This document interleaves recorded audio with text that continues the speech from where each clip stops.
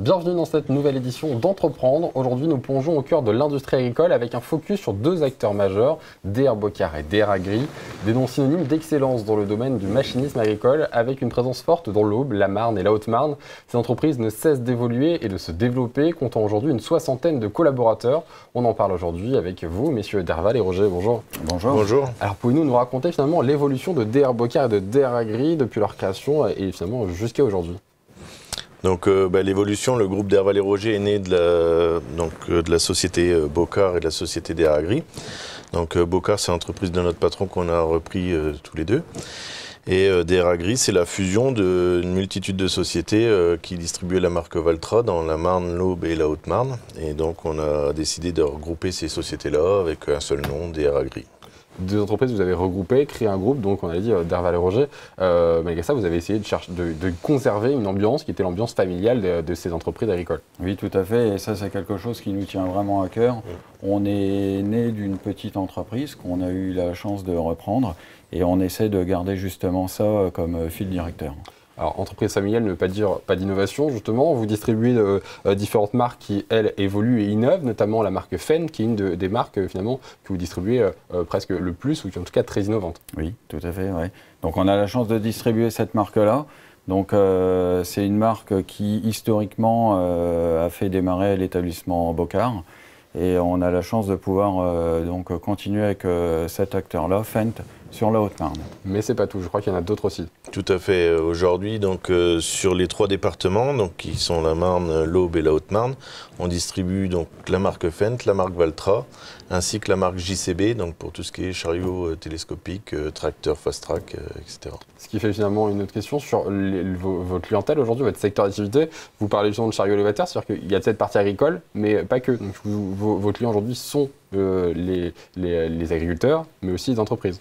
Voilà, donc les entreprises, alors axées quand même agricole, parce que c'est JCB Agri. Il faut savoir que JCB, ils ont deux marques, enfin deux distributeurs, deux réseaux de distribution, pardon. Donc le réseau de distribution TP, où là ils vont aller beaucoup plus dans l'industrie, et le réseau de distribution Agri, où là nous on va aller chercher plutôt les éleveurs, les vignerons, les forestiers, avec des outils bien particuliers.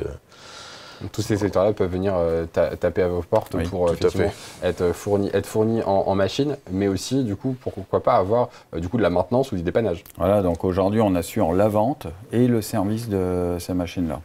Donc on a une équipe de techniciens, attitrés souvent par marque, qui peuvent assurer la maintenance de tous ces produits. Vous êtes implanté du coup depuis 1 an en Haute-Marne, deux nouvelles implantations pour vous. Comment ça s'est passé et pourquoi finalement avoir choisi la Haute-Marne? En fait, la Haute-Marne, donc on était très proche de Éric Cuny, donc l'ancien gérant du comptoir agricole de Bologne, qui souhaitait mettre ses droits à la retraite. Et donc du coup, il nous a proposé éventuellement de reprendre le secteur pour développer, continuer à se développer. Et c'est chose qu'on a fait donc en janvier 2023, donc on a décidé de reprendre. Et par la suite, il y a la marque Fendt qui s'est trouvée libre sur le secteur. Du coup, on a saisi l'opportunité pour la récupérer et développer encore plus l'activité de ces deux sites-là. Une certaine cohérence, avec un certain problème, c'est le recrutement, quoi. Le recrutement, on en parle justement aujourd'hui. Vous cherchez donc différents postes dans différents domaines. Quelles sont finalement les qualités, les compétences que vous cherchez sur des postes de technico-commerciaux et de mécaniciens? Voilà, donc après, principalement du technicien agricole qu'on cherche. Donc en fait, on recrute sur tout niveau, du débutant jusqu'aux personnes qui ont les plus de compétences. Aujourd'hui, on est capable d'assurer aussi des formations pour les plus jeunes. Donc formations qui peuvent se faire en interne ou via les constructeurs. Ils ont des réseaux de formation, donc on inscrit nos collaborateurs à ces stages-là. Et puis au niveau commercial, donc pareil, ils ont un accompagnement qu'on peut leur offrir. Ce qui veut dire finalement qu'aujourd'hui, vous recrutez des jeunes qui sont soit en alternance, soit non, et ils peuvent justement avoir cette formation chez vous en interne. C'est une de vos priorités de former, d'accompagner les équipes. Oui, aujourd'hui, pour essayer d'avoir le meilleur de quelqu'un, ça passe par de la formation. Et aujourd'hui, on offre un service à nos clients qu'on souhaite être le meilleur et on est obligé de passer par ces phases-là de formation. Je pense que quelqu'un qui aujourd'hui serait mécanicien automobile, qui voudrait venir du coup dans le monde agricole, vous pouvez du coup le former pour finalement connaître ce nouveau secteur. Il a des bases mais pas encore spécialisées. Voilà, exactement, et on va réussir à si lui est volontaire, hein, bien sûr, grâce au stage, à l'imprégner dans le milieu agricole. Donc ça, c'est une de vos priorités, c'est la formation. Le tutorat aussi avec l'accueil d'alternants. D'alternants que vous avez du coup dans l'ensemble de vos implantations, d'alternants qui viennent du monde agricole pour le coup. Voilà, donc on essaye de travailler avec les écoles du secteur, de chaque département. Donc on a le lycée de Somme-Sup, on a le lycée de Bar-sur-Seine. On a des maisons familiales, Vigneulles et Athon-le-Châtel par exemple, où là on met beaucoup de jeunes en formation dans ces écoles-là. On essaye de s'y impliquer énormément en y mettant du matériel, de la présence.